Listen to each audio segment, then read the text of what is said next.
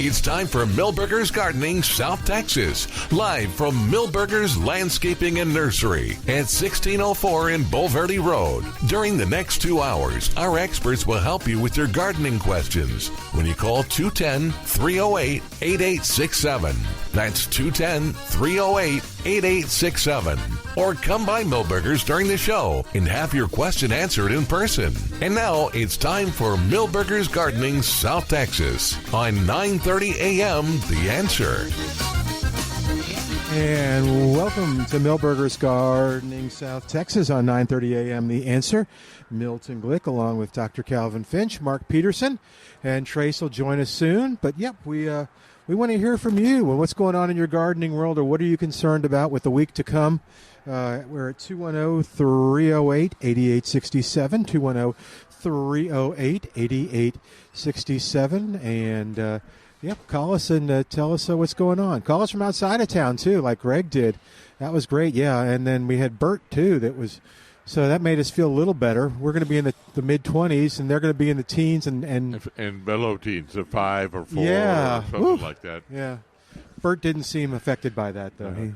No, I looked on my weather forecast today, and it said somewhere between 1 and 60 inches of snow in the Michigan area. 1 and 6? No. 6-0? 6-0. Holy cow, Bert. They were like kind of poking fun of the weathermen. Oh, the fact that it was such a wide. Yeah. Oh, that's funny.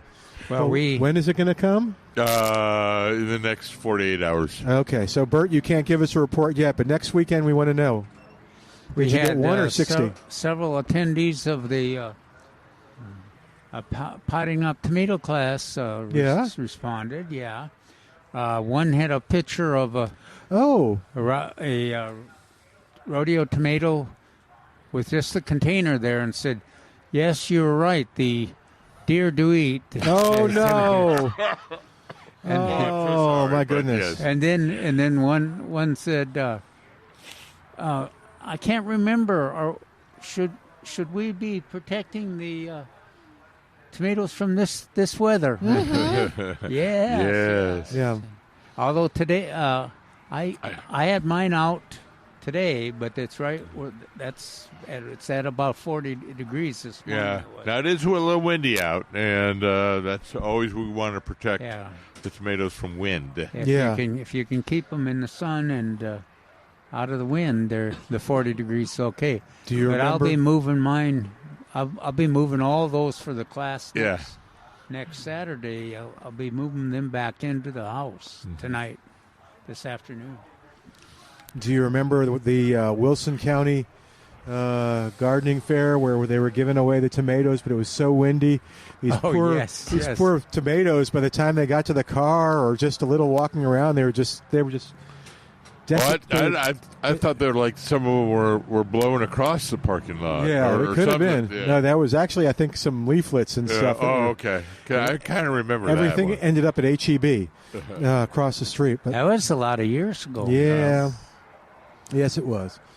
All right, 210-308-8867, 210-308-8867, the number to call. Tell us what's going on. You want to talk about the weather? What are we supposed to have here? Let me get it up. Well, it's going to be just below 40 tonight. Yeah. Freezing with a mild... has it changed since yesterday a little? Tuesday night, I think we start getting the... Tuesday, you're going to go out and without a jacket and a short-sleeve shirt, and you're going to come home, and it's going to be freezing. Yeah. And then the next day is the next day freezing, too. Yeah. So let's see. Okay, it's 50. But the good news is, unless the forecasts are incorrect, that we don't have 24 hours in a row of freezing temperatures. Sub-freezing temperatures, yeah. So it will be freezing and then get up above freezing 40 or 50 and then go back down to freezing and then come back up. And so that's a little bit better than anything else. Okay. Now, I did see that either Wednesday or Thursday they had the little windy sign up, icon. So it may be, wafting out of the north at about 75 miles an hour.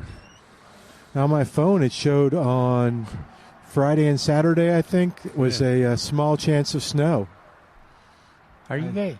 What's that? No, I don't see it anymore. No. I was going to say, Yeah. were you in the right location? Yes, I was. okay. I was. It just, Because Saturday. but it was like 3% and 10% or something. What was I think I Saturday heard- morning? It was below 40, wasn't it? Saturday morning. Well, yeah, I still just have the high of 52. I don't have. Oh, yeah, we have to know about that. What's going to happen? I'm gonna. We'd already decided it's going to be in the greenhouse. Oh, is it? Who decided that? I think Trace decided. He inferred that yesterday, or Okay. he implied it, or I inferred it. Now that'll be a complication. Well, I was thinking I would take the tomatoes in the minivan, Uh-huh. and that would keep them warm the trip, and then they would be warm enough to make a fast distribution. If It'd be they're warm outside. enough so they could make it the 15 feet to the greenhouse or the look. Well, at it. we may not. Yeah, we may not have to take them to the greenhouse to distribute them. I guess Oh, yeah. we can do the lecture and then say, "Run for it." Oh, okay. Yeah, run for it. We're out in the road there. We're opening up the van doors. Yeah, it'll be like getting a poinsettia in Yeah. Michigan and get it in the car, and the car's got to be warm. No, is that right?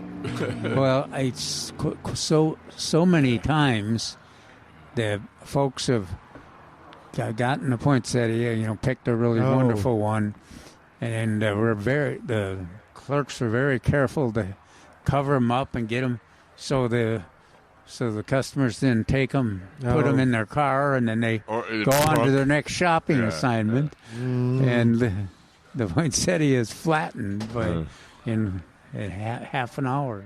Well, this in looks that cold actually weather. a little more promising. So Tuesday, the low is 31. Wednesday night, the low is 25. Yeah. That's cold. But Thursday, the low is 33. Okay, that's a dramatic improvement than what it was yesterday. Thursday, and then what's Friday? Friday, the low is 35. So it's going to get very cold, but maybe not in the 20s every day. Yeah. So we'll see. This definitely is. This is the government website. Do you have the Saturday morning? No, it only goes through the high of Saturday. It doesn't give the low. But let me try. I'll try a different site. I've got someplace on my phone too. But. So 210-308-8867. What can we do to help people? I guess I think Trace summed it up well. Which was bring pretty much in everything that you want to live. Now, as long anything that's suspect goes Yeah. in. Anything in the ground, I would water today at the latest. Oh, okay. A good soaking so that the plant has the ability to pick that up. that's another complication on the when you're trying to protect those potted up tomatoes and get them transported. You water today.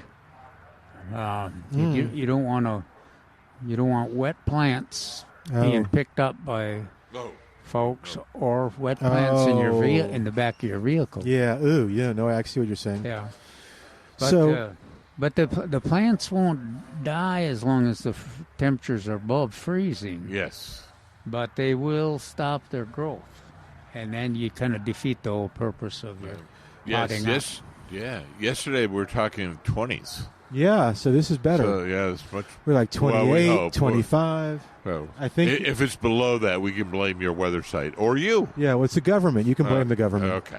All right. It's kind of sad that we don't have Steve Brown to blame anymore. Yeah. That was fun. Yeah.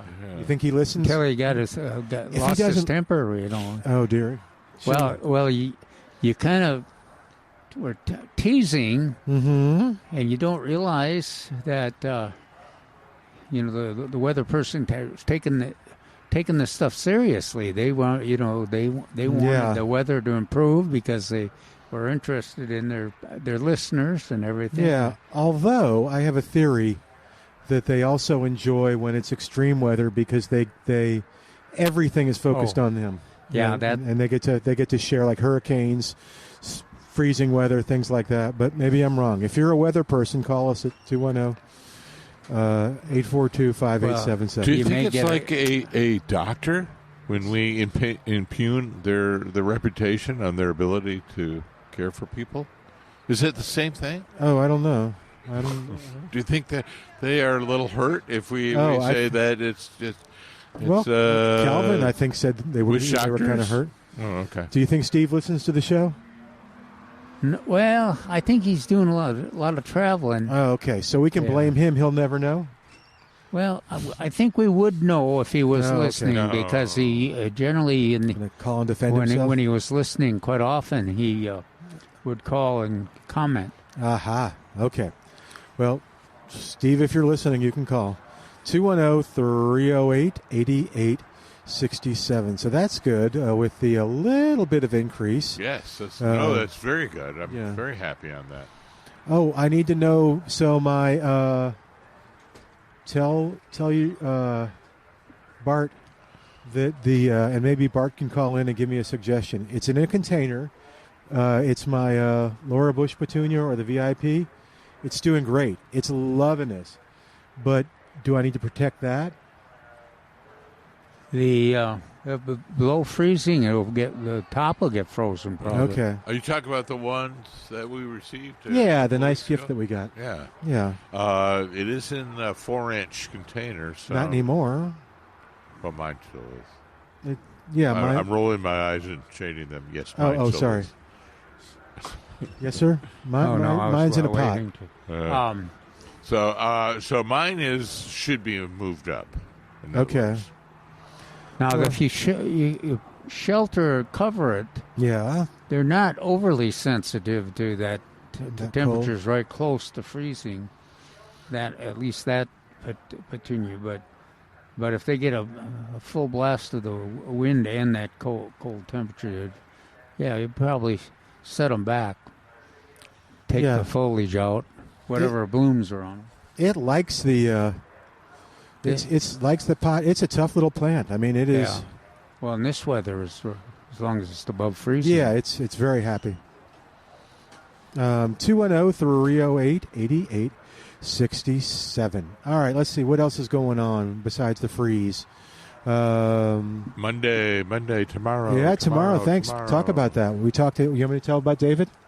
Yes, I am. So while you get your stuff, David Rodriguez will be here tomorrow on President's Day, and he will be talking about growing your fruit tree orchard in your own home, your home orchard, and talking about varieties. As David said, one of the biggest problems that people make with fruit trees is that they pick the wrong variety, and so tomorrow it would be a great day to come here and ask David, hey, I'm interested in figs.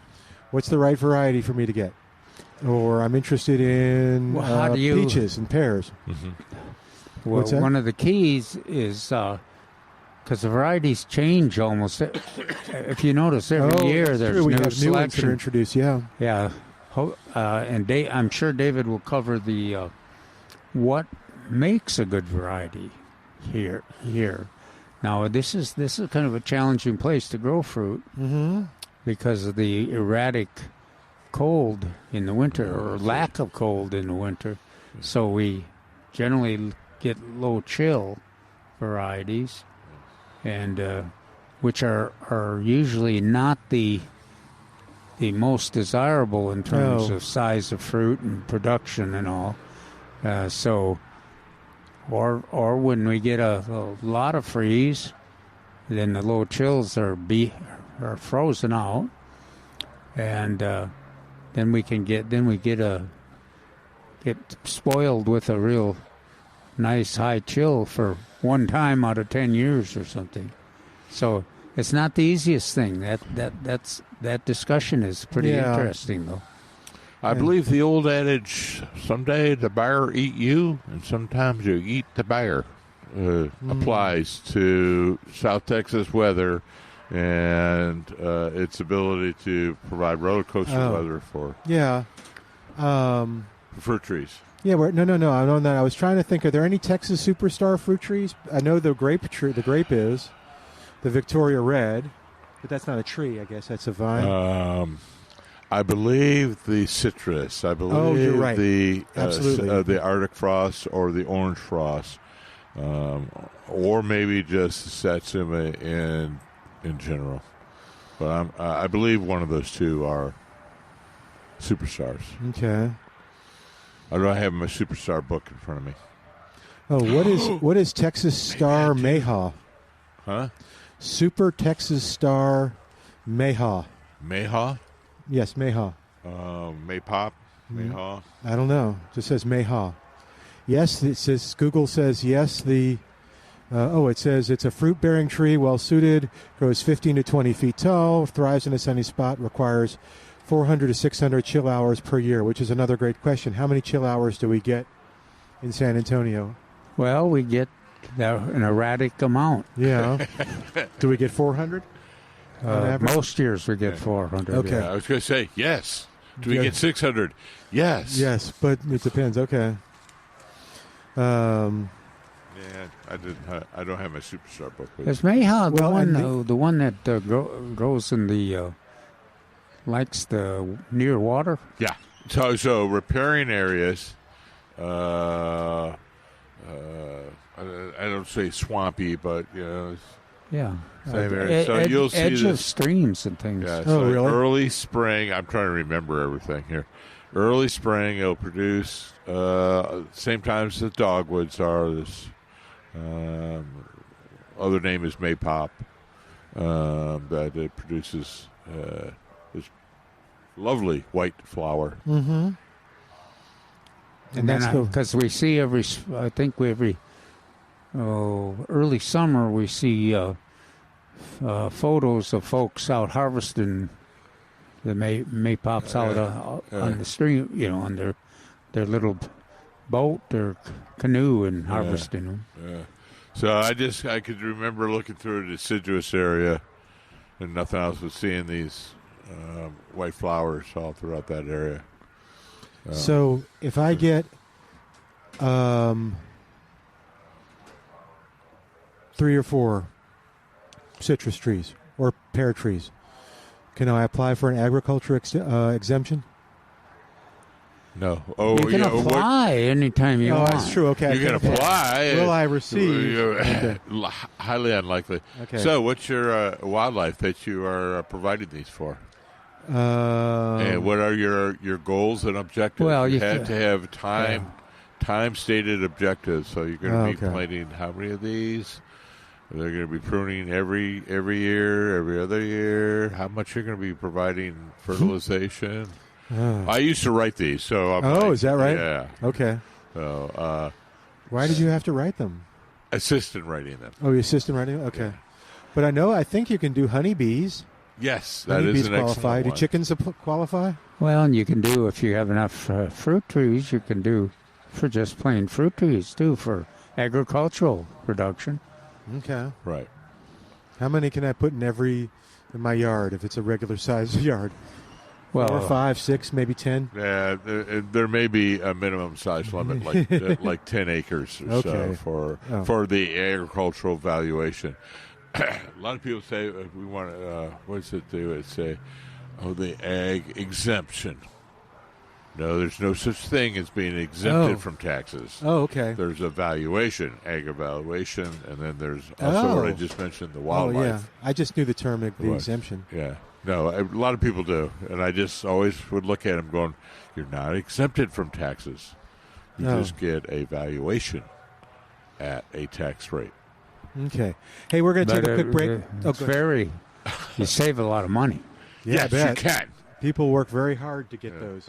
All right. 210-308-8867. We're going to take a quick break and come back in a moment. Maybe talk with Edmund Pruski right after this on 9:30 a.m. The Answer.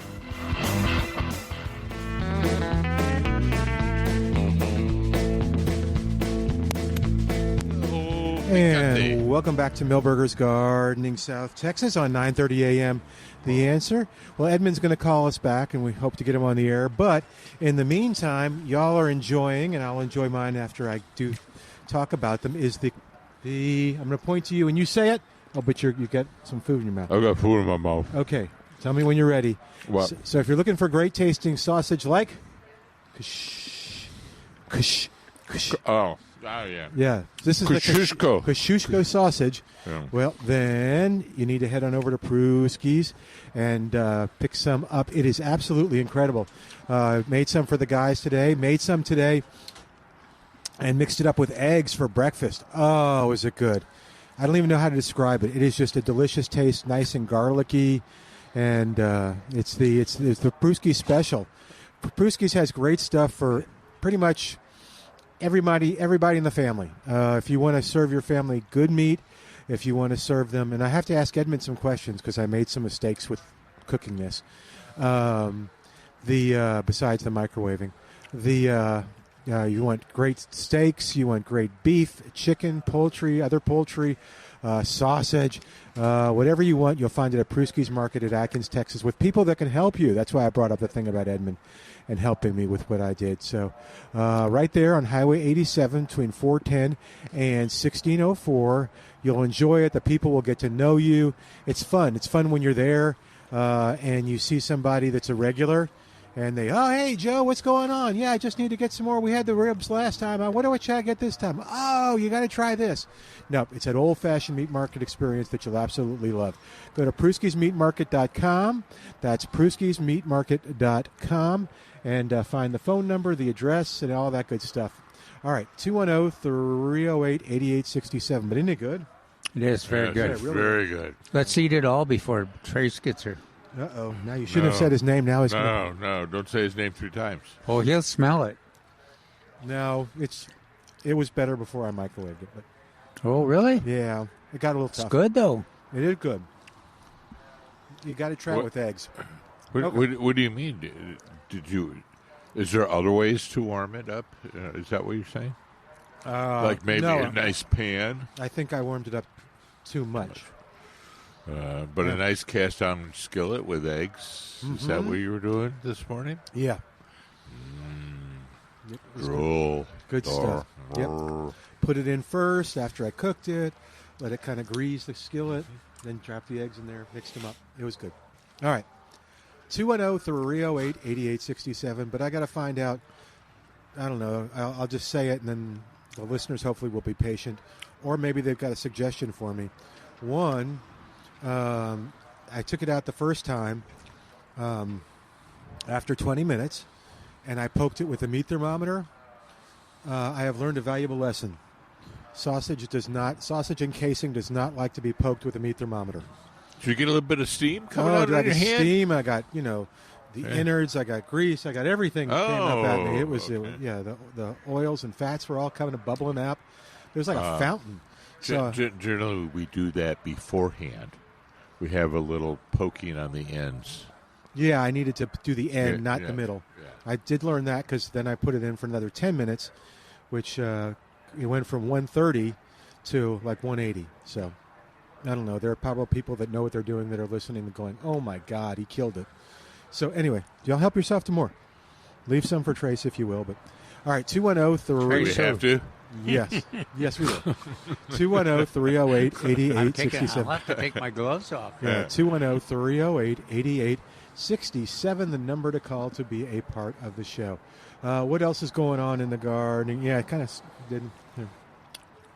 Well, yes. You do know it's didn't talk February 15th. Yes. And so we are reminding everybody that, what am I doing wrong here? I don't know. They stuck together. Oh, okay. It is pre-emergent time. Please purchase your pre-emergent. Traditionally, we've always said Valentine's Day is the first time. You may have to add multiple times depending on the weather. But we are, for us here and in Wilson County, we are focusing on sandbirds. Oh, yeah. And so, what is it? Crew and Dimension and Barricade. Yeah. And now with this weather, you probably got a little slack. And of course, I've always thought of March 1st as being a good day too. So, but you don't want to wait too long. Those sandbirds and the crabgrass, they don't like this cold weather. But once that hot weather gets here, boy, they can germinate pretty fast. So you want to get that pre-emergent herbicide down as per the instructions, and they'll do a pretty good job. But like Mark mentions, sandburrs are not an easy target. Yeah. They do quite often require a couple years of treatment and cooperative weather to get complete control of them. Now, is there a reason you shouldn't do it? In other words, like you have, I know sometimes it'll come up that, like we have all those wildflowers. If we were going to do the pre-emergent, it is going to. Oh yeah, you wouldn't do the. Well, see, that's why you sow the wildflowers in the fall, so that they have all germinated. The pre-germination is exactly that, is preventing the seeds from germinating. Oh, right. So they've already germinated. Yeah. Well, you hope they have. Yeah. But now with the weather we've had, your wildflowers might. You get kind of an erratic response because some of your wildflowers may not have come up when you expect them because of the weather. But so you gamble a little bit, and some of the wildflowers will do exactly as predicted, and then the others won't. So you'll have you do take a chance when you are trying to grow desirable plants along with the plants you're controlling. Yeah. Well, I remember it coming up as a topic in the past where it was like, okay, but if you're trying to do this, don't put the pre-emergent down now. Right. Yeah. So a lot of times that happens with grass seed. So they'll try to use the pre-emergence appropriately to prevent the weed seeds, but then they wanted to apply maybe some ryegrass in the cool season or Bermuda later on, and those will be inhibited by the pre-emergent that you've laid down. Which way are you going on that one? All right, 210. Now I know which way you're going on that one. 210. Okay. You got it? There we go. 308. Mr. Brewski would be... Yeah, Edmund would be like, stop doing that. My great, you know how much work went into that? I think he would get a kick out of us. I know, that's what I'm thinking. I think he would be laughing. But for the listeners, what we're doing is we're enjoying some of Brewski's sausage here in addition to talking about pre-emergent herbicides. Yeah, pre-emergent herbicides. We're wielding toothpicks, and we should probably stay with talking about. Yeah, we should. So it's February 15th, pre-emergence. What else? Potatoes. Still got a chance for potatoes. Okay. And we've got a wonderful supply of seed potatoes here at Milberger's. Yes, I would say we have everybody. Everybody? Let's see, what do we have? We had, of course, we have the Pontiacs.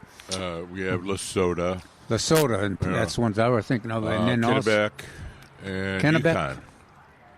And and Golden or Yukon. something. Oh, Yukon Gold. Yukon Gold? Yeah. Yukon Gold, yeah. So in other words, we got reds, whites, and yellows. And these are serious, imported from Minnesota. From Minnesota. One of the potato growing states for sure. But we do pretty well with potatoes here. I've had especially good luck with the red potatoes. Yeah. Some other gardeners do fine with the Kennebec and other. I always remember the Red River Valley, Minnesota. Oh yeah. Yeah, it's producing potatoes, among other things. Okay, so I did see another video. You and your videos. I know, and I wanted to get your opinion of it. What it said to do was to take a baby potato or a seed potato, stick toothpicks in it like you would an avocado, and put it in water, and in a couple days it'll just have all these long roots, and you take those and you pop them in a... Calvin is grimacing at me. You put them in a bucket or something. It's an elaborate process for something fairly easy. Yeah, something that work. Now they don't do that in the potato producing areas. They just cut a couple. Yeah. Make sure you got some eyes, and then you let them. What do you call that process, Mark? I call it calcing over. I don't know if that's the proper name. Just drying out a bit. Yeah. And before, I always try to do it a couple days. Some gardeners, and I think Mark does it a little longer. But they're not fussy. The potatoes aren't fussy. And then you put them in the trench. If you can dig 1,000, if you can dig a foot deep. That's so much the better. Yeah. But otherwise, just dig as deep as you can. If you go 6 inches, you just plan on mounding up, mounding over the top. And you want to. What you do is you add soil as the plants emerge from the trench, because you put 3 inches on top of the seed potatoes that you planted, and then they'll come out, and then be prepared to mound pretty quick, because you want them. The potatoes will set pretty quick, and you want them to take advantage of the mounding area, and then you can harvest when they start blooming. And he did say also too that one potato with the elaborate method would produce, I think, 5 to 10 potatoes. And he was doing it in a bucket.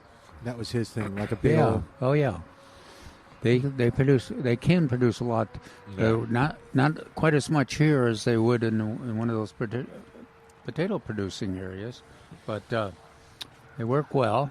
Mm-hmm. And then you want to harvest the remainders when the tops die. So I thought Calvin had some really good ideas. So when it blooms, you can get some new potatoes, and then when the tops die, that's when you do your main harvest. Okay. So just some ideas there. How many potatoes would somebody get, minimum to maximum? You think 5 to 10 is a good number? Oh, yeah, no. if you get or more. If you get five good ones, that's pretty good. Okay. But some gardeners will get more depending on the soil, the depth, and how the timing. Yeah. We generally don't think of fertilization much with potatoes. In fact, they grow them on everything you can think of. Tracer's talked about the hay bales and everything. Yeah. And peat mosses, sphagnum swamps, and every place they can grow them. So they're pretty. They're not very demanding in terms of nutrition. They always grow them in rocky fields, and always. Really? Remember that? Yeah. Wow. Poor soils. Hard. Oh yeah. So hard to dig them up though. If you're always reminded of the grandfather and the grandson walking through the field. And the grandson, is this one size, Grandpa? He says, no, put that one back. It will grow bigger next year. Oh, okay. Oh, wow. And Calvin mentioned you had potatoes. Yes, we were do. Talking about the different varieties. Yeah, lots of good ones. Yeah, and then how are people reacting to them? Are they, because they've been here probably about a month, a little more maybe? They came in last week of January, first week of February, so 2-3 weeks. Okay. I was just adjusting you then. Okay, and people are picking them up? Am I not tall enough? What's that? Am I not tall enough? Or No. Just like a chiropractor. I'm an audio chiropractor. Just giving you a little adjustment there. I don't like to plant them too close together. Okay. So I like to have about, if you got an 8-foot row, have maybe 3 plants in there. And that way you can harvest and one without digging up the other one. Okay. But they're not fussy about that either. It's just, if you get the end and get 2 off of this plant and you leave the other 3 or 4, they'll finish out usually. So they're fun and they're productive. So if you take new potatoes, do you think that it actually affects what's left to get bigger? I would think so. I don't know. I've never heard of that happening because they don't have a real nutrient relationship. So a lot of times when you think of that relationship, you think of it because they get access to more nutrition. But it may be that'd be an interesting thing to explore. Something to look at. You would think, okay, if I take some out, maybe the leaf production would be the carbohydrate production of the leaves would may be able to direct it down to the potatoes. It makes sense, but I don't know if that's a real thing. I think time is more of a factor. Time and but you're right about the leaves. I think the pre-management is more important, so that the water and sunlight early on is maybe fertilization is more important early on. Yeah, and so that's interesting. Let's see, and when we had okra. That you don't want to plant that for for a while. We want to wait till April 1st or so, or late. You got a lot of slack there. What about those sweet potatoes? Oh, April, May, somewhere in there, right? We were laughing. I've never done that. Laughing about them yesterday. It's like some people really want to do sweet potatoes early. And I'm like, no, you have some time.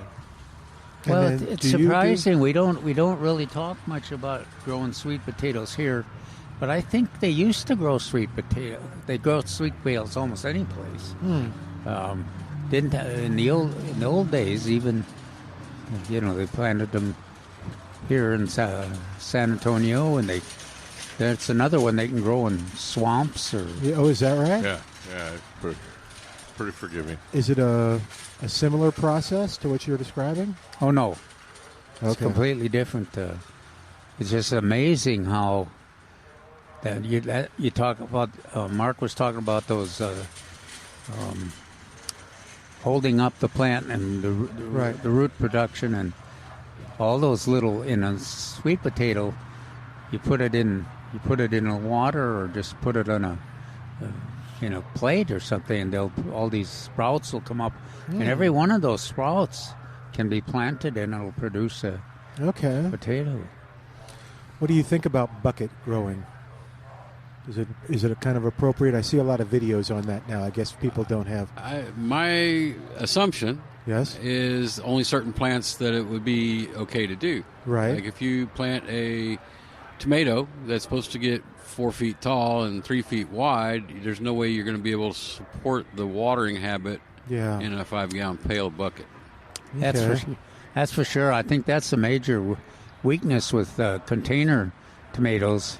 Well, one of them, because they are you'd have to water those at least once a day if you had it only a 5-gallon. They could technically grow, but I think it would lead to blossom end rot. They're going to go too dry in between watering, start cracking. I get that a lot. For sure, yeah. And we get calls from that a lot with people who are growing them in containers. Well, a half whiskey barrel is about a perfect size for a container. Or they do great in my 24-inch boxes. Okay. 24, 2 foot by... It's about a 30-gallon. Oh, okay. We frequently do trees in that. We're going to take a quick break. While we do, give us a call at 210-308-8867. 210-308-8867. A reminder, David Rodriguez is here tomorrow from 10 to 11:30 for the free seminar, Home Fruit Orchard. Bring questions, bring answers, bring everything you got to Millburgers at 1604 on Boulevardy Road. Back in a moment on 9:30 a.m. The Answer.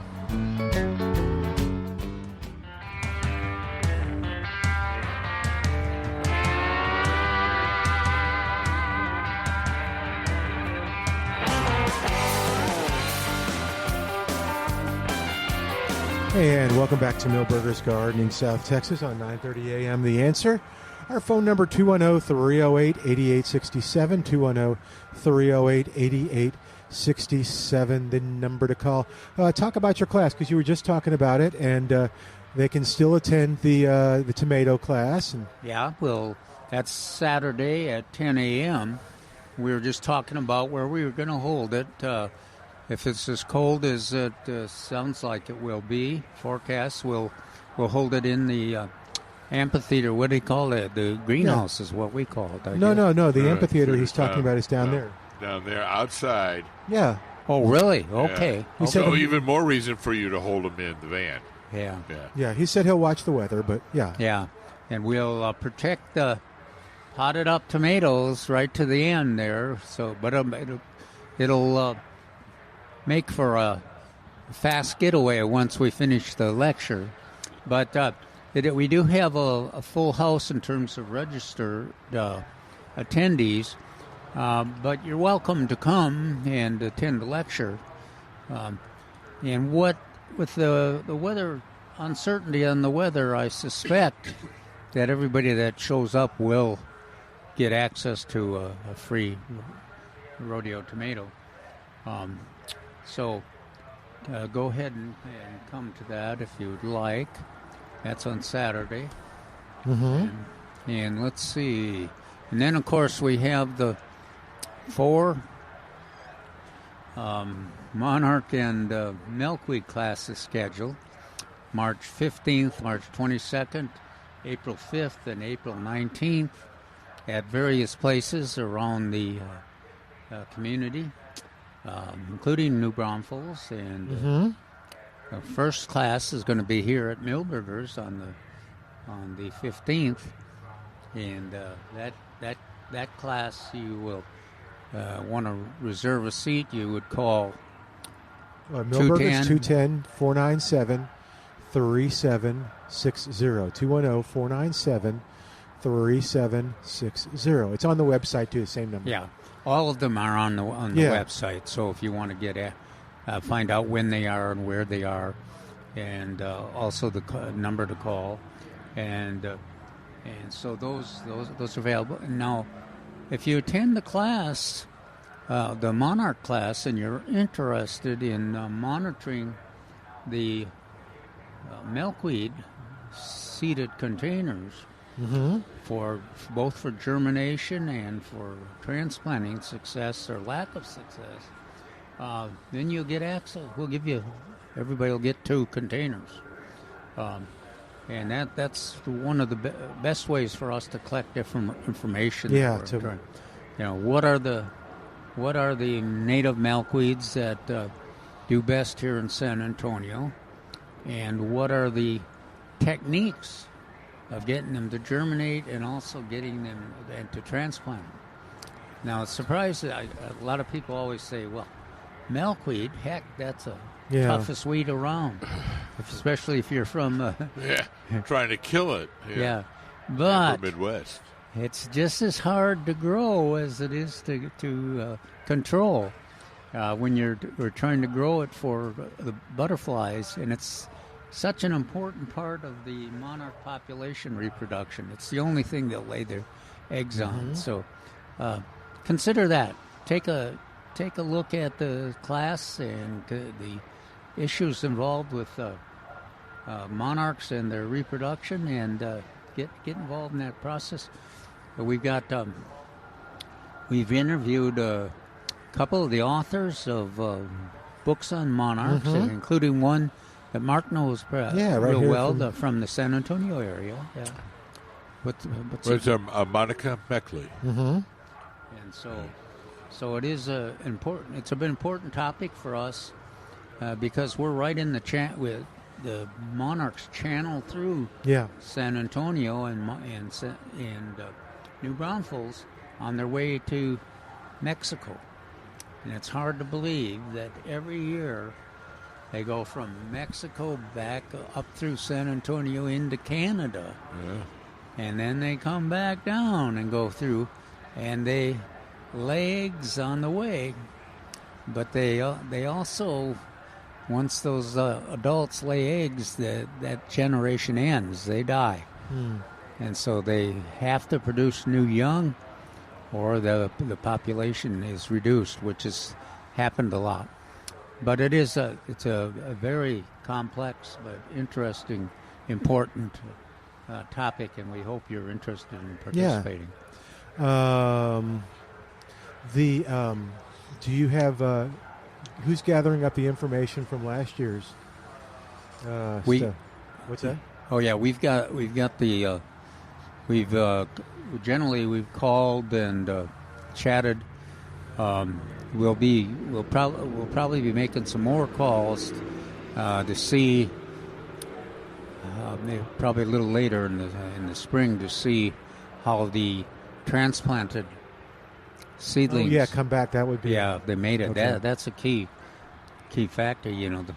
It takes most of those varieties 3 years to get to the point where they're useful in terms of the breeding. That's I didn't know. I assumed it was a year and a half, or 2 years. Oh, okay. Yeah. That'll be interesting when you gather all that up to see if you learn. And actually, what'll be interesting too is the year to year. So of course you've got to take into consideration weather and stuff. But yeah.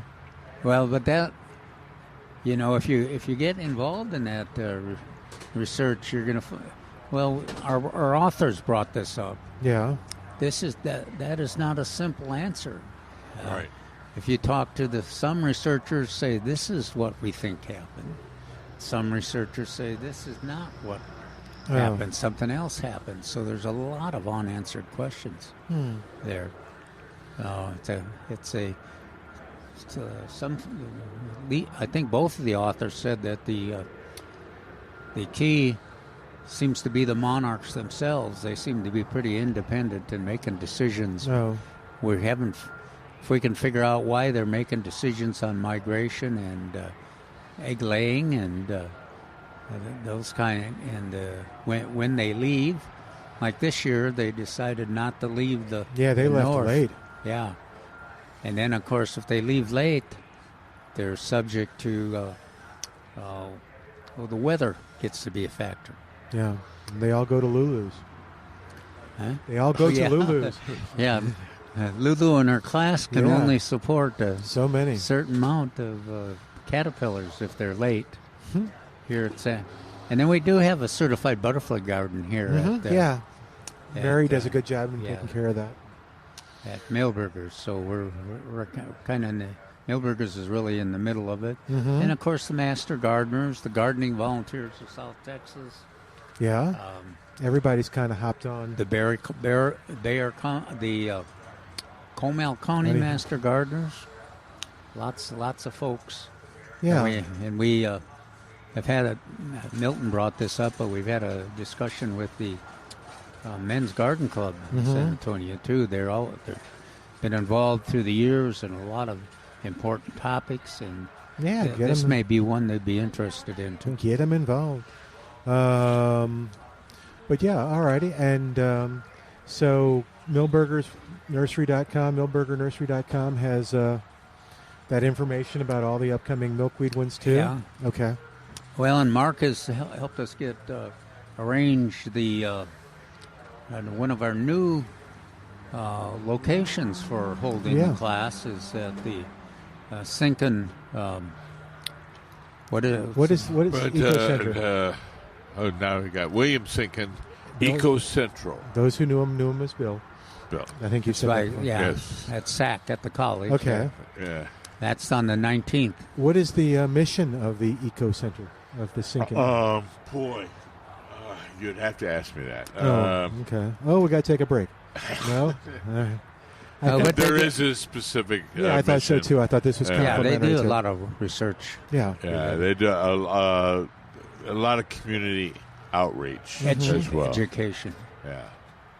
Just like sponsoring our Monarch class.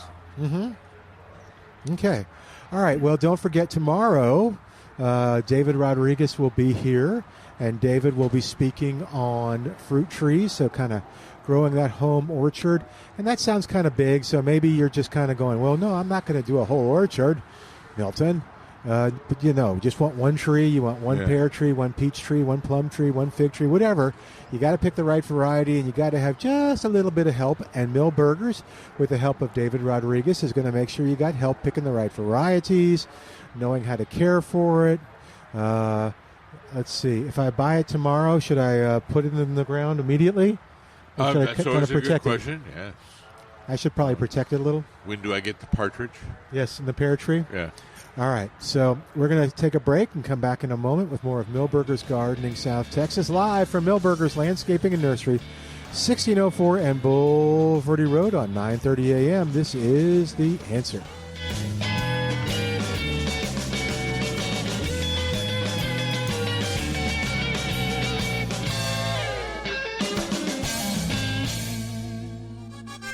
We're back with Millburgers Gardening South Texas, live from Millburgers Landscaping and Nursery at 1604 and Boulevardy Road. Come out to visit or call us at 210-308-8867. That's 210-308-8867. And now back to Millburgers Gardening South Texas on 9:30 a.m. The Answer. Welcome back to Millburgers Gardening South Texas on 9:30 a.m. The Answer. 210-308-8867. 210-308-8867, the number to call. What are you going to address next week? What can we look forward to in the Express News? We're going to talk about the roses. Oh, good. Yeah, we'll talk about the my favorite old-fashioned and tough modern roses. Just happened to coincide with closely with the selection that Trace got for the Millburgers Nursery. So, the Belinda's Dream is here, and our Grandma's Yellow, and all the ones that you guys talk about. Metabolist, Mrs. Dudley Cross, right? Yeah, the Metabolist is Trace's there Martha favorite. Washington, Lady Banks. Yeah. So, that's what we'll write about. It'll be a short description of each one, and then a few of the characteristics that make it so desirable. Mm-hmm. And on all of them, they're tough, and they don't require. When we think of roses, we think of having to nurse them and take really precious care of them. But these guys are tough. They're drought tolerant. They're pest resistant. They don't require the pruning. Well-timed pruning as we worry about on the more modern roses. And their bloom period, these varieties, we're talking about 6 months to 9 months. The Metabolist quite often will be 9 months. Wow. Now, the only one that is not a long bloomer that we're talking about is Lady Banks. That's got some other real interesting characteristics. It's one that we've talked a little bit about here on the show, because if you plant it out in full sun, it makes a nice mounding rose, rather large, 10 feet tall and 15 feet around. Or if it gets, it starts out in the full sun, and quite often. It'll, be growing, end up under trees, and it doesn't just give up like most roses do. It finds its way. I've got one that's gone up into the mesquite and the really? Wow. live oak, and seeking the sun, and up there, then you see those blooms way out there, and you say, what in the world is that? I've never seen a live oak bloom how is like my that. live oak blooming like that? Yeah. So that's real interesting. It's got white flower. One's got white flowers, and one's got yellow flowers. And a neat plant, another tough plant.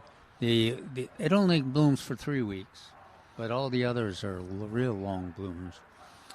And some of them, I guess when Mark and Trace will want to talk further about it, I guess we'll talk more about it next weekend. And I really loved the knockouts. I'm just so impressed that, like I say, I've seen them in drive-thrus and ours when it blooms. And I swear we have a double-colored knockout, although I think y'all basically said, no, you've got one there were 2 containers in the pot, one pink, one red. That's what you've got. And it's like, nope, I refuse to believe that. I think it was a double. Somehow it got weird hybrid genetics and all that. Okay, but anyway. Yeah. We're talking. I refuse to believe otherwise. Mark, we were talking about the tough modern roses and the old-fashioned roses. Mm-hmm. And that's going to be my column next Saturday, identifying some of my favorites. Yeah. And it's just pretty coincidental that those are a lot of the varieties that they have here at Milberger's. Yeah, I wrote down my 4 favorites. Oh, okay. And they were just so happened to be all over there. What are your 4 favorites? So Carefree Beauty. That is my favorite. Yeah. Absolute favorite. Mrs. Dudley's Cross. Belinda's Dream. Mm-hmm. And then I have one called Duchess of Brabant. A white one. A what? A white one. The 3 other ones were kind of pink. Yeah. Or various shades of pink. Yeah, Excuse me. Mm-hmm. Carefree Beauty is got a brighter pink. It's a larger but a flatter flower than Belinda's Dream. One of the characteristics that's desirable to a lot of people is that it produces a rose hip. Right. And a relatively large rose hip. The wildlife likes it. And also you can use it for, if you're into rose tea and things like that. But all these, you can easily spend the whole radio show talking about these. Just these 10. Belinda's Dream is amazing. Belinda's Dream really is. It's again, it's Milton proof, and then with a little love, you get beautiful. And mine kind of the tree now shades it a little bit, but it still has pretty flowers on it that it gets. And now there's some gardeners that say both the Belinda's Dream and the Carefree Beauty have a fragrance. Mm-hmm. I guess my nose is too old. You don't smell as good as you used to either. They may have a light fragrance. Right. Well, that's why I like my Mrs. Dudley's Cross. I think that has a. Doesn't have any? No, it doesn't have any. Maybe. Oh, and it doesn't have any thorns either. Yeah. That's another reason why I like it. Yeah, but it's a little bigger than the other ones. But it's maybe. Am I thinking of Old Blush then? Old Blush, does that have a fragrance? I don't know if it does. Somebody that's a listener that has Old Blush. So that's a wonderful flower, though. Yeah, we have some Old Blush climbers out there, and that's another one of my favorites. But why don't you come over there to my house and trim all those on? Yeah. They were a pretty an aggressive group. Yeah. But I like nice fragrance, and some of these have more fragrance than others. Now, Grandma's Yellow doesn't have fragrance, but it's a beautiful flower. Yeah, it is. It is. It's pretty yellow. Well, I'm interested in that white one that Mark is talking about. I don't think. Oh, yeah. What was that? Duchess de Brabant. Yeah. Is that one of those? It is listed on. By the way, Milberger says a lovely color chart. Have a couple of color charts. What they have available right now, and then also if you want a red one, well, here's all the list of all the red ones and the yellow ones and all that. You got a favorite red? Actually, I do. But is it a? You don't think of it as you don't think of it as a well, for the flowers as much as you do. It's the one I like is Martha Gonzalez. It only grows to about 3 feet tall, and it's only about not huge, maybe 4 feet in diameter. But what I think. It blooms for the long season, like 6 to 8 months. But what it works best at is that it is a good traffic controller. Right.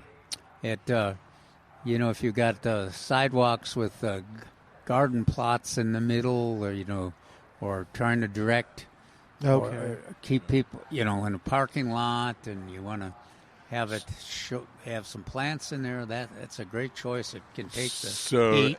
After that description, Milton, I took you over to the Milberger rows of roses. Mm-hmm. I bet you would be able to see that little block of Martha Gonzalez. Oh, really? Yeah. Oh, yeah. Okay. It's just incredible. You just go.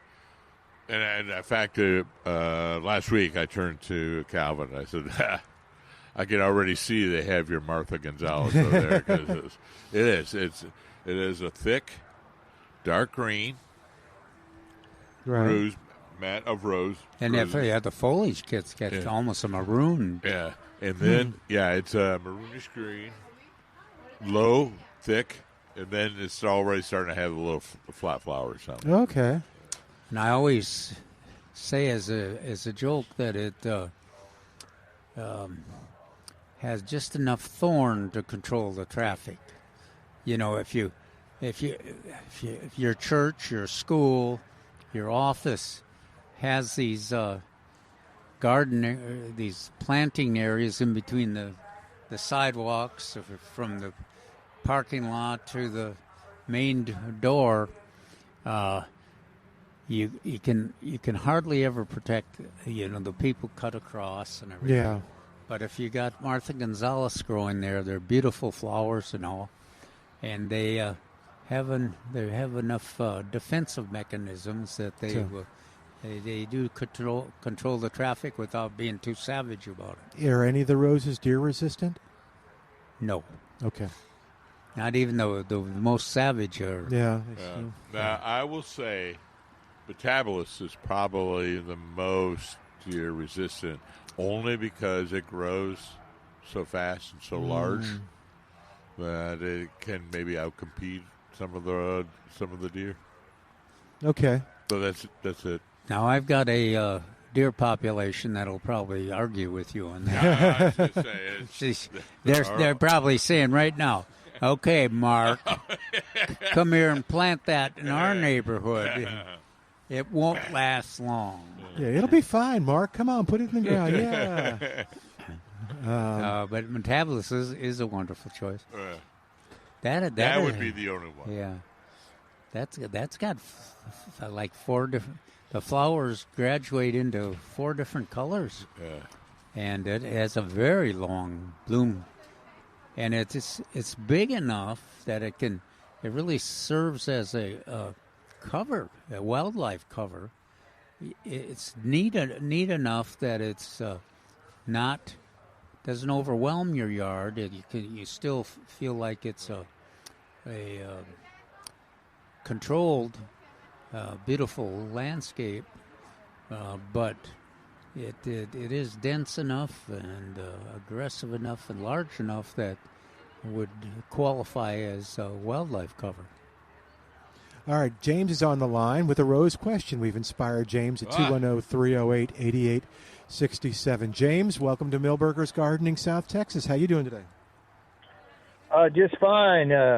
Trying to get all the freeze misers organized for the cold weather coming. Yeah.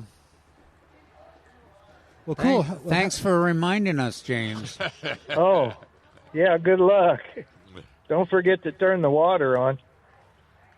To drip? That's right. Yeah, you got to put the freeze miser on, and then you got to turn the water on. A lot of people don't know that. When they put it on, they leave the water off, and that's not a good thing. Okay, yeah. Okay, yeah. What's going on? Malcolm Beck's wife, Delphina, had a rose, and I think she called it a Don Juan. And I was wondering if that particular variety is obsolete or available anymore. Well, I don't want to. I don't want to confirm it. Maybe Trace can, but I thought I saw one over here. Oh yeah. Yeah. what is it? What was the Don color? Juan is a red one. Red one? It's an older one. I can't remember what group it's in, whether it's Chinese tea or Floribunda or a mix of those two, but it may be even a hybrid tea. But I do know the name, and I know it was very popular. So, but I thought I saw it when I'm looking through all the roses yesterday. You don't remember how long it blooms, do you, James? I was out at Malcolm's place just about every Saturday, and I think it was a climber, but I'm not sure. And it bloomed pretty outstandingly. I think you're right. It is a climber. Yeah, no. Now, the climbers are traditionally not long bloomers. They, a lot of them just bloom in the spring, a late spring. That's one of the characteristics is you wait to prune them until after the bloom. This one's worth waiting on. It has a flower color and texture, kind of like something you never see on just regular roses. It's really you got to stop and look at it. Cool. Okay. So what do we need to do to help James out? We need to, when Trace comes back up, we need to. Yeah. James, you can call the. Or if any of our listeners. Have any experience with it. Or later on today, after the show, probably I'll go out and look. We'll do some research. We'll do some research on that. Yeah. Okay, I got a question for Calvin. Okay. I wanted to ask the doctor if he remembers the tomato we used to grow called Spring Giant. Spring Giant? Uh-huh. That name does sound familiar, but I don't. Was it in the north or was it here? It was all over here. Yeah, it must have been at the early in the it must have been 30 years ago, right? Probably more like 40. Oh. No, I don't. Yeah, I don't remember it well. I just remember the name has a faint familiarity. I just wanted to know if it turned into something else or whatever happened to it. It was a pretty good tomato. Yeah. What generally happened, that's, of course, we go through this discussion on these the rodeo tomato classes. One of the reasons that the rodeo tomato competition is so important is that the commercial producers of those rose varieties quit producing them when theirs is no longer competitive with any of the new entries. So now some hang around, celebrity, but very few. And the rest just stop being produced, and all you get all these new varieties. So you always have to kind of be looking for replacements for even your favorite. Well, nothing's going to replace a celebrity, and if you ask me, but that's just the way I am. All right. Okay, guys, thanks for taking my call and answering my questions. I'll bet your Spring Giant was an indeterminate. Anything that's called giant. I thought it was a determinant, but I can't remember that far back. Yeah. Okay, so hey, we'll ask our listeners to call up and talk a little bit about it too, if they remember. at 210-308-8867. Chaz, we got to take a break. I want to give you as much time as possible, so please hold on a second. We've got more of Milberger's Gardening South Texas coming up live from Milberger's at 1604 on Boulevardy Road on 9:30 a.m. The Answer.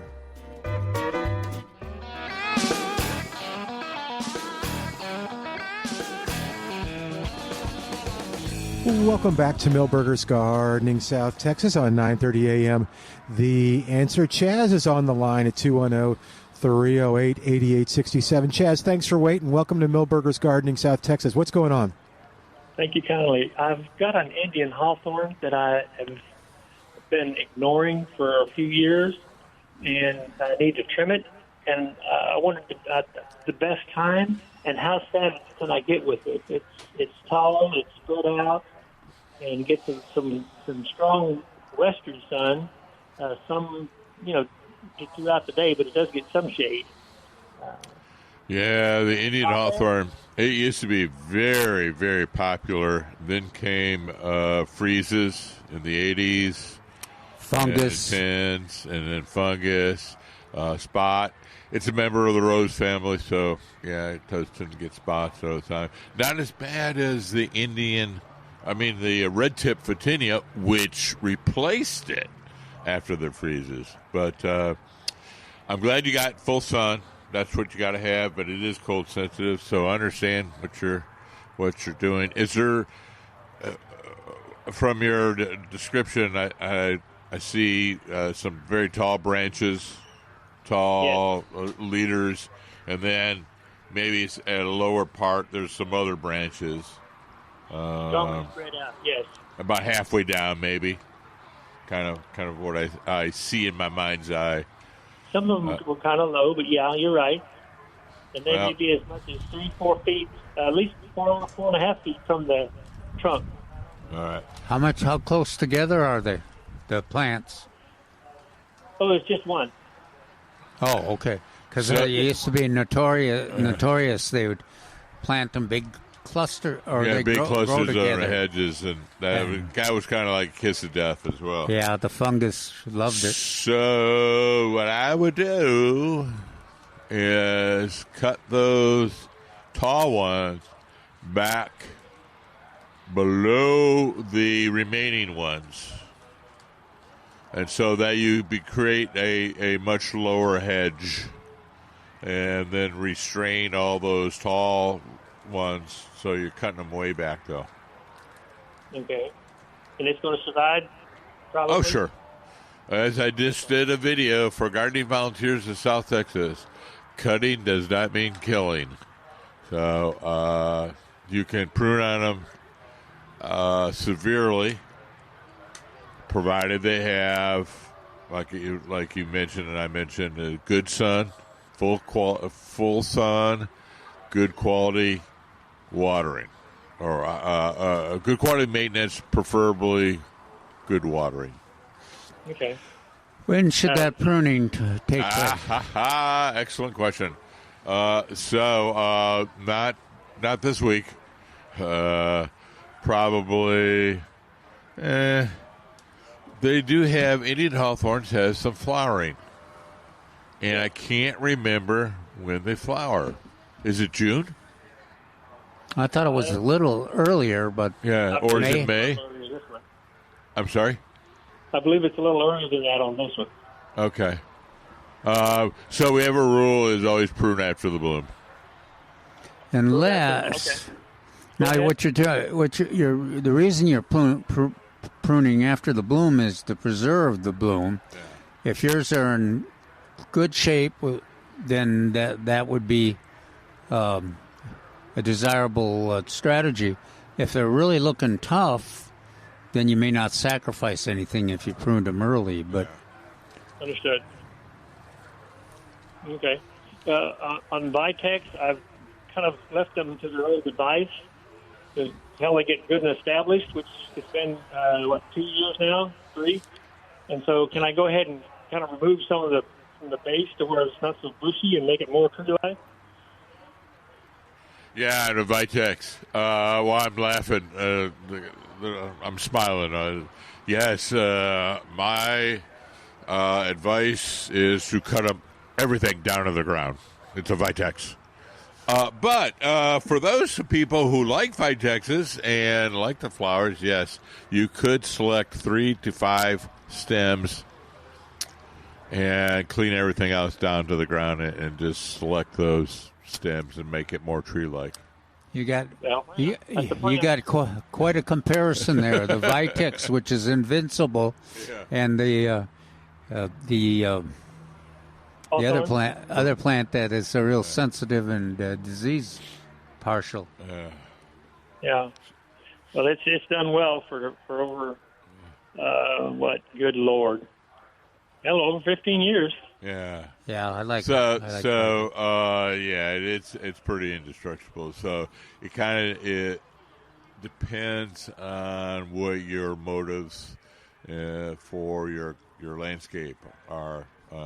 It could withstand really good cleaning down to 3 to 6 inches.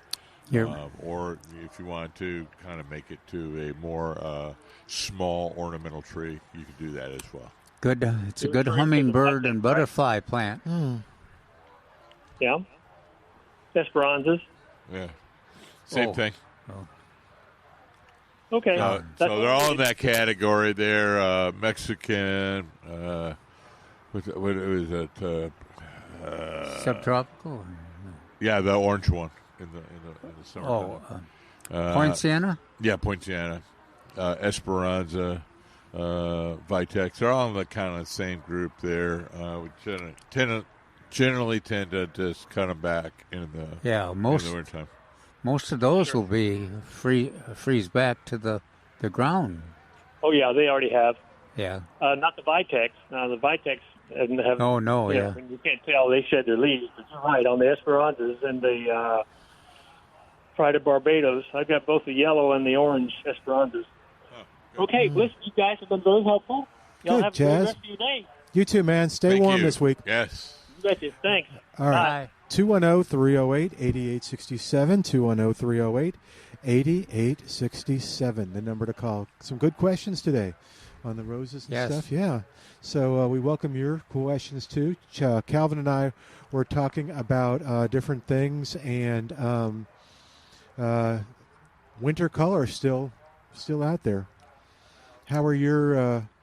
You were talking about. Were you talking about sweet peas or stocks? I can't remember. The stocks. The sweet peas got hit. Okay. And the stocks, though, did well. Even they did better than the snapdragon. The snapdragons typically got their blooms like they do almost every year. Get them knocked out, but they're recovering, and then they'll bloom again in the spring. Pansies fared really well. Didn't seem to faze them much. Then of course the cyclamen, as long as we covered them, they made it fine. And let's see, where are other things? Our whopper begonias. Oh yeah. They're still, and mine are potted up, but yeah, they're still hanging in there. And you took yours in, or did you cover them? I put them in different smaller pots, and took them in. But we haven't brought them in since, and it's been cold. How are yours doing? Well, I covered mine when they were incidental to the cyclamen, and they did. As long as they were covered, they're just booming. In fact, they're kind of overcoming the cyclamen. Yeah. I just can't bring myself to. Every year I replace the whopper begonias with cyclamen, but I can't bring myself to pull either of them out or throw them out. So I just gotta find a spot in the container, and you just be patient here, begonia or cyclamen, and the begonia will be gone in the winter, but this year they're both going strong. Poor begonias, they've been lied to. Or poor. Yes, they've been lied to. Yeah. Oh, they just giggle and they just is that right? Say just keep us. We don't need as much water as the cyclamen, and as long as you keep that cold weather off of us, they giggle we'll grow right over the top of them. Cool. Then that's neat. Yeah, they good stuff on those. But all right, 210-308-8867, 210-308-8867. And if you're familiar with the Spring Giant tomato, we want to kind of learn more about it.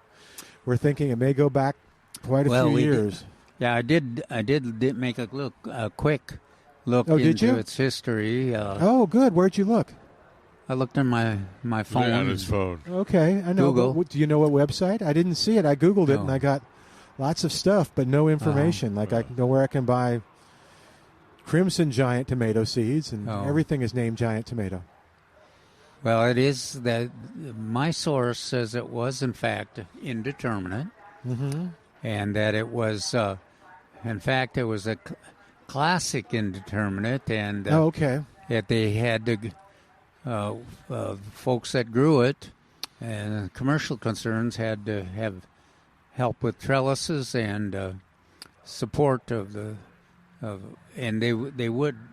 plants were the classic characteristic of an indeterminate will continue to grow and produce as long as the weather is good, and so they get bigger and bigger and bigger and bigger, and not the most desirable characteristics for success in our short season tomato growing periods here in the San Antonio area. Yeah. Okay. 210-308-8867. 210-308-8867. Thank your phone for us, if you will. Let's see. All right. We've got plenty of time left. I'll remind you before we get you caught up with commercials, David Rodriguez will be here tomorrow. From 10 to 11:30. That's unique because it's a Monday, but of course Monday is President's Day, so it's a holiday for many people. But yeah, they come out and enjoy David's presentation on fruit trees, bring lots of questions. David's super about answering them.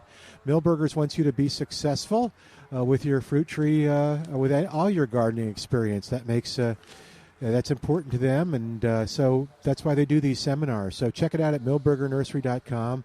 milbergernursery.com. And Calvin, you want to talk about on Saturday what you'll be doing? Yeah, Saturday we'll be having another one of the rodeo tomato classes here at Milberger's. It'll start at 10 a.m. We've got the full, all of the slots in terms of the pre-registration folks signed up for.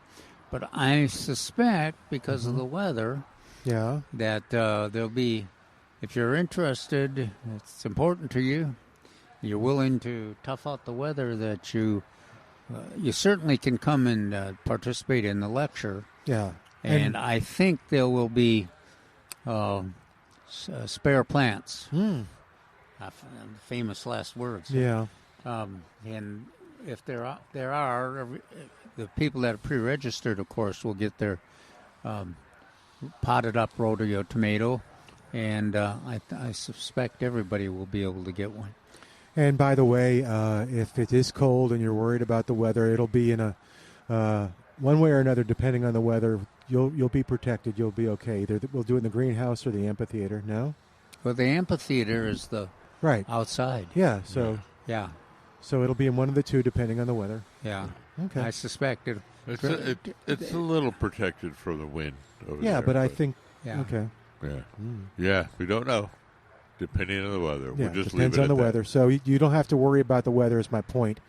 And quote Milton, if that is okay, because the amphitheater is protected from the wind, like Mark said, but it is outside. Yeah, that is the primary. But you don't class. think we're going to have it in the greenhouse if it's too cold? That's not what. Well, yeah. How do we determine who determines if it's too cold? Trace indicated that it was. I think the amphitheater was. He said it depended on the weather, but he said right now it's in the amphitheater. Okay, all right. You might want to. I don't know. 210-308. I just don't want folks coming and not being prepared for a cooler situation. Okay, and I just don't want people to go, oh, it's too cold. They'll probably have it, we'll see what happens next Saturday. Calvin will give a report. All right, 210. And then Mark, and then Milton can say, "I told you so. I told you so." Yeah, that'll be nice. I'll enjoy that. All right, we're going to take a quick break. While we do, give us a call at 210-308-8867. Then Mark can maybe tell everybody about that class Monday after David. Yeah, the GVST class. Back in a moment on 9:30 a.m. The Answer.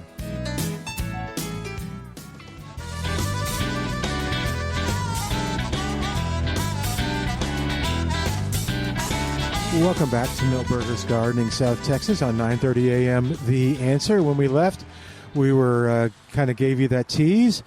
David Rodriguez, of course, will be speaking here from 10 to 11:30 tomorrow. But after that, what time does it start? Generally 12:30. Okay, so what's going to happen? 12 or 12:30, but it depends on the speaker and the crowd, frankly. Oh, okay. So kind of a loose start time, but no later than 12:30. Okay. And what we're talking about is GVSC, Gardening Volunteers South Texas, Gardening Essentials class. Right, the monthly class that they do. It's at the San Antonio Garden Center, which is on north of Braunfels in Funston Place, diagonally, catty corner. Yeah, to the San Antonio Botanical Garden. Mm-hmm. Well, it seems that, and we usually have two speakers. It seems that the first speaker is going to be my good friend Robin Norton from Rainbow Gardens. Oh, okay. And she's going to be talking about gardening for accessibility. Oh, good, yeah. That's an interesting class. So we don't often talk about that, but for those of us who have a hard time getting around the garden, that she'll be talking about that, how to increase access to the garden. And then, and actually, there are a lot of things that are now designed because of gardening's popularity to make it more accessible to those who might have a challenge. Yes, I mean it's something I haven't thought about, but that would be a very good class to attend. In the second session, it's practical tools and techniques for creating a water-saving garden environment. I bet you that's probably some of my former SAW staff. We'll probably be doing that. I'm not sure. I was looking to see who was doing it, but I got a funny feeling that it's probably some of the consultants. Oh, okay. From the Conservation Department at SAWS. Maybe. Okay. All I know is we used to have a couple articles that you can find on the SAWS gardening style. It's a good place to go, too, if you want to have some snacks. And isn't it? Yes, it's an excellent location. We're talking again about the Essentials class. There's always excellent snacks between the two sessions. Is there a plant exchange or sale? Or? I think there is, but I don't know who's doing it now. Yeah. But more importantly, for a donation of $3, you can have your tools sharpened by the great Ron Seal. Well, yeah, that's so many of us. So many of us rely on that. Dr. Tom used to do that, and then Ron's taken that over. Sharpening the tools. Yeah. Mine need it. And I just found out the other day, as somebody pointed out while I was doing the video, that I lost my spring on my pruners. Oh. But I've gotten so fast over the years of just using my fingers to open it up really quickly. I cut and use my fingers to open it up that I totally forgot about it, that I didn't have a spring. So maybe there could be an exchange of springs. I don't know. It's not the spring plant exchange. It's just the spring exchange. It's just the spring exchange, yes. Anyway. Cool. Side note. But anyway, I will get my pruners sharpened. And gardeningvolunteers.org will be the site that has all that? That is the site I was just looking at. Okay. Thank you. And just kind of, while you're there, kind of look around, see what they're accomplishing. This is another wonderful volunteer organization that participates in our environmental issues here in the San Antonio area. A big part of including our monarch and milkweed program too. But you can dig in the dirt. You can belong to them, dig in the dirt, learn a lot, teach, and just no requirements in terms of knowledge level or a training level. Yeah. Mm-hmm. Yep, that's the cool thing. Is it's for all different levels of experience and skill. But it's a fun group to work with. So tell us again where it is. So the Essentials class is the third Monday of every month, and it is they hold their meetings, these classes rather, at the San Antonio Garden Center, which is on North New Braunfels and Funston, and it's catty corner from the Botanical Garden. Yeah, if you get to the Botanical Garden parking lot, you'll see the Garden Center. Is that fair? So it's a great organization. Yeah, we've been talking about the San Antonio Men's Garden Club and Master Gardeners, and this other group here is Gardening Volunteers of South Texas. And will you be speaking at the Men's Garden Club? I will be speaking at the Men's Garden Club the first Thursday in March, and I'll be talking about fruit trees. And it was yesterday making some photographs of certain trees. Okay. Oh, here while you were here? Yeah. Cool. So I probably will do some while the sun is shining. So they can hear David, and then they can go hear you. No. I'm speaking to the Men's Garden Club. That's on a Thursday. Oh, no. I mean, but you're both speaking about fruit trees. Yes. Okay. Oh, no, I'm going to be here on Monday, so our messages don't come. Oh, okay. That's good. Yeah. Okay. That'd be okay. 210-308-8867, 210-308-8867. Let's see. What else, Calvin? Coming up, it's 2 more weeks of February. What will folks be doing in March? What will March 1st is? Well, that'll be our declaration of it's time for the spring garden part of it. But it's also just we mentioned this early in the show. It's time now to do your pre-emergent herbicide for if you need to control sandburrs or crabgrass. This is the time.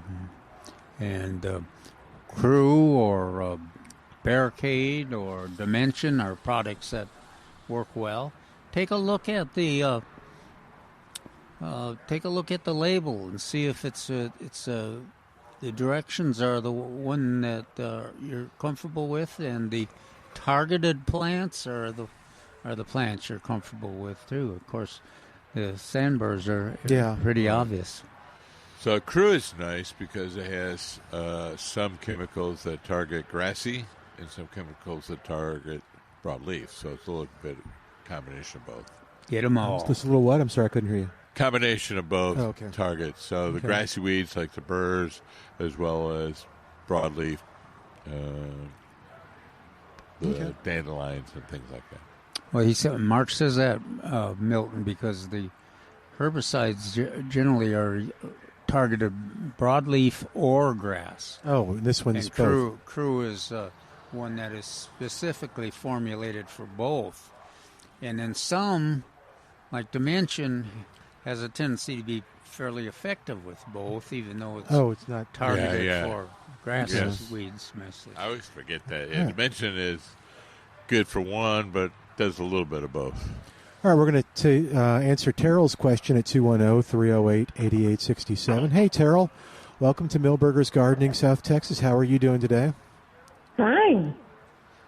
How can we help you? Well, I received from a person in Connecticut a flower, and it's called Helleborus, Hellleborus, ice and roses, and it's red. And I've Googled it, but I have no idea really what to do with it. Okay. Hellebore? Yeah, I know. I recognize the name, but I don't. The same thing. I recognize the name somewhere in the vaults, the deep vaults of my memory. Okay. What do you know? They didn't say anything about how you. Is it in a? I take it includes the roots and it's in the soil, or? Oh yes, it's a pot plant. They say, and they said, let's see, they just have a kind of caring for indoor house plants. A little thing. Yeah, a little pamphlet, and that's pretty much all it says.